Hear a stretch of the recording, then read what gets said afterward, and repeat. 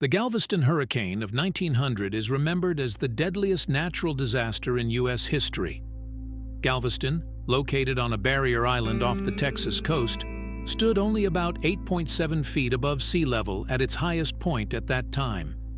This low elevation made it particularly vulnerable to storm surges and flooding.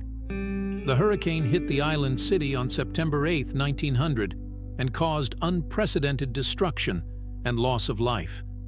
The storm had formed as a tropical wave off the west coast of Africa and gradually gained strength as it moved across the Atlantic. By the time it reached the Gulf of Mexico, it had intensified into a powerful hurricane. In 1899, the population of Galveston, Texas, was estimated to be around 37,000 people. In the late 1800s, meteorological science was not advanced enough to provide accurate warnings. Although there were signs of an approaching storm, the residents were not evacuated. The U.S. Weather Bureau had received warnings from Cuban meteorologists about the storm's severity. These warnings were not heeded, thus leading to inadequate preparation and response. In the couple of days before the storm hit, the Weather Bureau's chief observer in Galveston, Isaac Klein, began to suspect that Washington's forecast had been off. He tried to warn the city, but it was too late. Klein's wife was killed. The port city was devastated. The hurricane hit Galveston in the early evening of September 8, 1900. The storm's sheer size and intensity caught many off guard, exacerbating the disaster. An estimated 6,000 to 8,000 people lost their lives due to the hurricane, with some estimates reaching up to 12,000 when including surrounding areas. This immense loss of life makes it the deadliest natural disaster in American history. The storm destroyed most structures in Galveston, with winds reaching up to 140 miles per hour and a storm surge of 15 feet, inundating the island. Locally, the hurricane obliterated Galveston's infrastructure.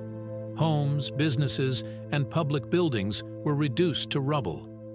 The immediate aftermath saw survivors struggling with the loss of family, friends, and homes. One of the most heart-wrenching stories is that of the Ursuline Convent, where nuns and orphans perished when the building collapsed. Despite their efforts to save the children by tying them to their bodies with rope, the floodwaters claimed many lives. One of the tales of heroism is Ike Claflin. He was a local resident. Claflin used his small boat to rescue many hundreds after the hurricane. Another act of heroism was that of Father James Kerwin. Father Kerwin opened his church as a refuge and organized rescue efforts by providing shelter and aid to hundreds of survivors in the storm's immediate aftermath.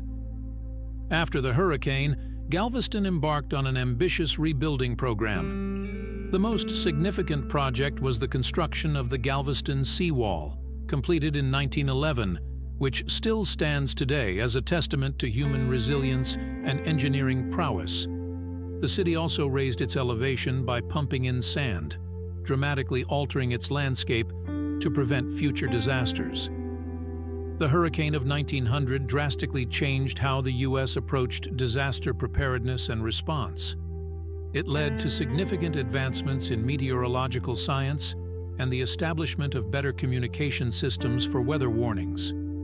The tragedy underscored the need for robust infrastructure to withstand natural calamities. Despite the immense tragedy, the Galveston Hurricane of 1900 resulted in significant advancements in weather forecasting and emergency management, ultimately saving countless lives in future storms. The city's recovery and fortification against future hurricanes stand as a symbol of human perseverance and ingenuity.